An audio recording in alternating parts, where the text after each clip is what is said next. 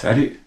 Aujourd'hui on va parler d'un chimiste très célèbre dont le prénom commence par un W, mais depuis ce matin je cherche, je trouve pas. Now, say my name. Ah ouais! Walter, bien sûr. Alors par contre, c'est pas Walter White. Même si Walter White est le plus badass des profs de chimie. Juste après Blablaro, bien sûr. Goddamn right. Allez, c'est parti. Est-ce que t'es prêt? Je crois pas que tu sois prêt. Il s'agit du prix Nobel de chimie de 1920, pour des découvertes qui s'étendent, elles, de 1889 à 1906.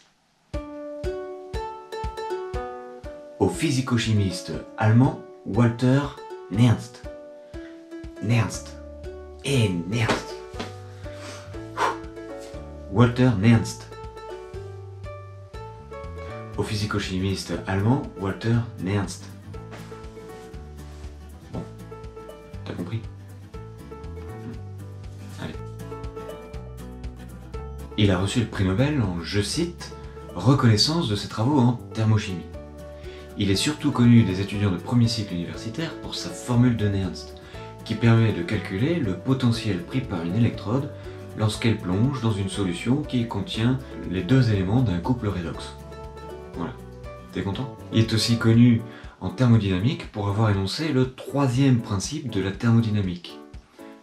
Ouvrez les guillemets. L'entropie d'un cristal parfait à 0 Kelvin est nulle. Fermez les guillemets. Si tu veux en savoir plus sur l'entropie, je te conseille la formidable vidéo de ScienceClick sur le sujet. Tu trouveras les liens en description.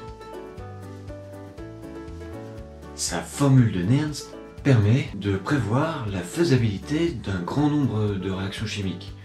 Par exemple, les réactions de corrosion. Par ailleurs, elle permet aussi de calculer à l'avance la tension électrique qu'il va y avoir aux bornes d'une pile ou d'une batterie. Quant au troisième principe de la thermodynamique, il vient compléter la thermodynamique classique, dont tous les résultats seront retrouvés après par la mécanique quantique. Ouais, 2 pour le prix d'un. Alors, le premier, moins marrant pour notre ami Walter, c'est qu'il a reçu son prix Nobel de chimie 1920 en 1921. Parce qu'à l'époque, en 1920, le comité Nobel n'avait rien trouvé qui correspondait aux critères de sélection indiqués par le testament d'Alfred Nobel. Cela dit, notre ami Walter, il n'a rien fait de spécial à ma connaissance en 1920 qui ait pu faire changer d'avis le comité.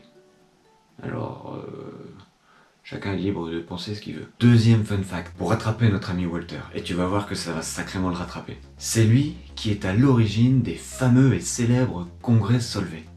Car c'est lui le premier à avoir suggéré à un riche chimiste et industriel belge, Ernest Solvay, d'organiser ces rencontres entre les plus grands physiciens et chimistes de la planète à l'époque. Par exemple, le deuxième congrès Solvay de physique, qui s'est tenu en 1913, sur le thème « La structure de la matière », rassemble une sorte de Dream Team sur le sujet. Alors, avant d'aller plus loin, s'il te plaît, partage cette extraordinaire vidéo et abonne-toi. Et puis reviens pour compter avec moi le nombre de prix Nobel hallucinants qu'il y a sur cette photo de classe qu'ils ont pris pendant le congrès. Je crois pas que tu sois prêt.